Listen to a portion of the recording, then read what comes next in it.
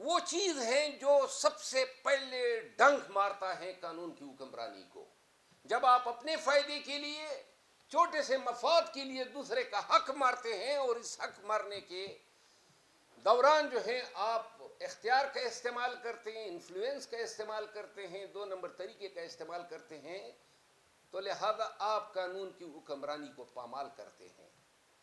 اب ظلم جو ہے قرآن کریم اور حضور کریم صلی اللہ علیہ وسلم کی جو سنت ہے وہ لبریز ہے اس سے کہ ظلم کسی بھی صورت میں ہو, قرآن کے الفاظ ہیں, تو ظالم کے خلاف چیخ چیخ کے دنیا کو بتا دے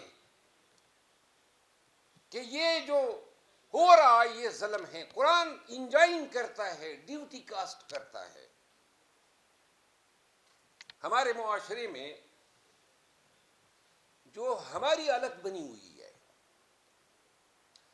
پیتھیٹک ایک چھوٹا سا لفظ ہوگا, کیونکہ قانون کی حکمرانی کی مثالیں تو بڑے بڑے ادارے اور بڑے بڑے لوگ اپنی ذاتی زندگی سے قائم کر رہے ہیں. ہمارا تو ایسا ملک ہے کہ جہاں پہ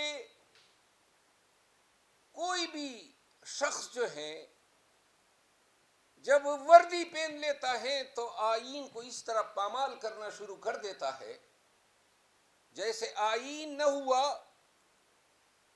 گٹھر میں تھیرتی ہوئی بچے کی بنائی ہوئی کاغذ کی کشتی. ہم نے دیکھا ایوب خان سے جو سلسلہ شروع ہوا, یحییٰ خان, ضیاء الحق, مشرف, اور پھر تاحال, اس دوران ہمارے سامنے ایک اور بھی ایک واقعہ ہوتا ہے کہ جب ضیاء الحق آتا ہے تو اپنے اقتدار کو دوام دینے کے لیے ذوالفقار علی بھٹو مرحوم کو سپریم کورٹ کے ذریعے پھانسی پہ چڑھا دیتا ہے.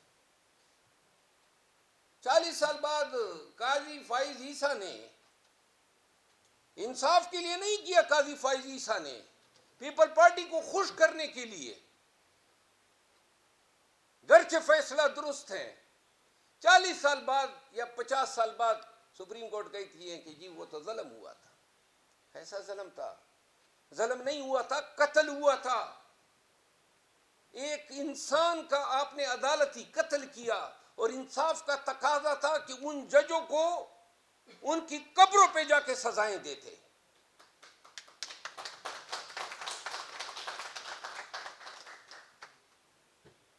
یہ انصاف کا تقاضا تھا. مشرف کو پھانسی کا آرڈر تو ہو گیا, مکافات عمل ہیں, اور جس نے اس فیصلے کو اڑایا وہی تھے نا. نہیں, وہ سپریم کورٹ میں جو جج صاحب جو ڈسگریس ہو کے چلے گئے, مظاہر علی اکبر نقوی, انہوں نے ڈکلیئر کیا کہ سرے سے وہ میکینزم ہی لیگل ہے جس کے تحت مشرف کو پھانسی کی سزا دی گئی. حالت کیا ہوئی اس جج صاحب کی؟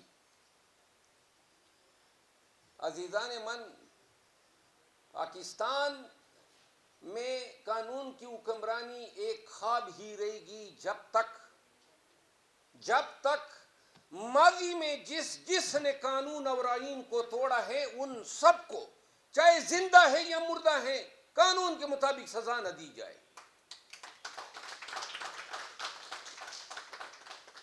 مشرف کی پھانسی پر عمل درآمد ہوتا یا وہ فیصلہ ٹھہرتا تو یہ 2.5 سال سے اس ریاست میں یہ لوگوں کے گھروں میں گھسنا, اغوا کرنا, مارنا, پیٹنا, یہ عوامل نہ ہوتے, کیونکہ قانون کا ڈر ہوتا.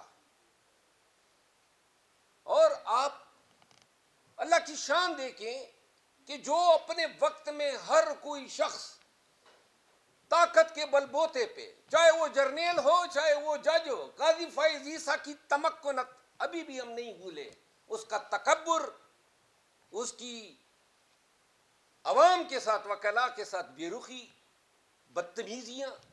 اللہ کی شان ہے جو اپنے عدالت میں لوگوں کی توہین کیا کرتا تھا، آج دنیا بھر میں خود توہین اس کے ساتھ ہو رہی ہے، اور شاید یہ مرتے دم تک اس کا مقدر ہوگی۔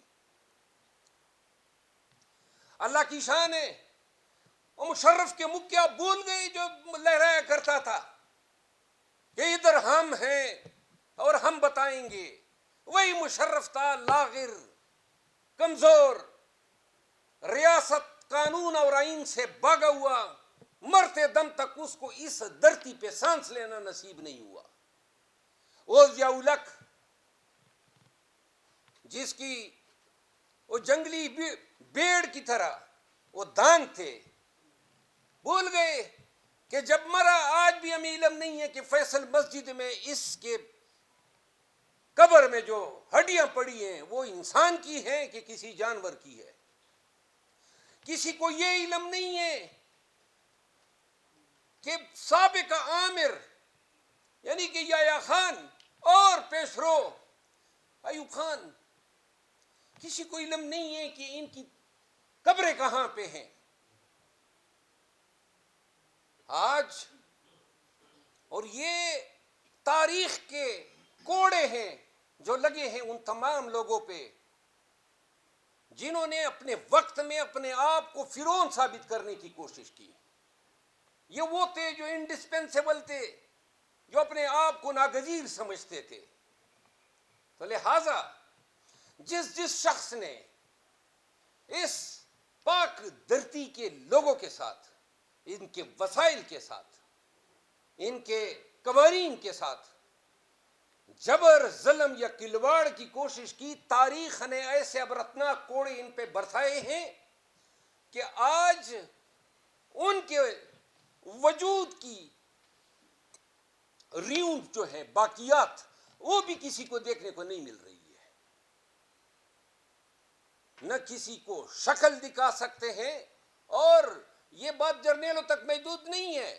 ججوں کی مثال لیں، یہی افتخار چودھری، مجھے یاد ہے 2013 میں جو صدر تھا، یہ جب ریٹائر ہو رہا تھا تو کسی نے کہا اسلام آباد بار ان کے لیے کھانا کرے گی، تو میں نے کیبنٹ کو کہا آئے گا تو میں اس کو گندے انڈے ماروں گا، اور نہیں آیا۔ افتخار چودھری یعنی کہ کتنا بڑا فرعون بن گیا تھا۔ پھر ثاقب نثار کو ہم نے دیکھا، بندیال کو دیکھا، کھوسا کو دیکھا، یعنی کتنے چھوٹے ثابت ہوئے اتنے بڑے مناصب پہ براجمان لوگ۔ اور پھر قاضی فائز عیسیٰ کی شکل میں ہم نے سب سے بڑا عدالتی خبیث دیکھا، یہ منصف، اس کو کہنا، اس کے اعمال جو ہیں جو اس نے پاکستانیوں کے ساتھ کیا، پی ٹی آئی کو نشانہ بناتے بناتے وہ پاکستان کا بیڑا غرق کر گئے۔ آج یہ 26ویں آئینی ترمیم راہ اس نے ہموار کی ملی بھگت کر کے۔ اب نون کے لوگ چیخ رہے ہیں کہ جی ہم انگلستان میں جن لوگوں نے، گھر سے گالم گلوچ نہیں ہونی چاہیے، لیکن یہ سیولائز معاشرے میں سیولائز طریقے سے کسی کے خلاف پروٹیسٹ کرنا ہر ایک کا بنیادی حق ہے۔ آپ دھمکیاں دے رہے ہیں ہم پاسپورٹ بلاک کریں گے، ہم ہیں نا، آپ بلاک کریں ہم کھلوائیں گے، جس کا آپ بلاک کریں گے ہم کھلوائیں گے۔ اور سب کو یہ یاد رکھا جانا چاہیے جو آج مناصب پہ براجمان ہیں، جس طرح وہ باجوہ کی فرانس میں شاید ویڈیو آئی تھی جب اس کو پڑھ رہی تھی گالیاں، اور یہ فائز عیسیٰ کو یہ درس لیں، پاکستان کے قوانین کے ساتھ، پاکستان میں قانون کی حکمرانی کے ساتھ جو کھیلے گا عوام نے معاف نہیں کرنا ہے۔ تو لہذا پاکستان سموگ کا شکار، سموگ کھا رہا ہے۔ ابھی یہ سموگ پہلے لاہور تک محدود تھا، اب تو یہ پشاور تک پہنچ گیا ہے، اور آنے والے دنوں میں ہم اسلام آباد کے لوگ بھی اس سے محفوظ نہیں ہوں گے۔ پھر ماحولیاتی تبدیلیاں جو ہیں وہ آنے والے 3 سالوں میں تباہ کن ہیں۔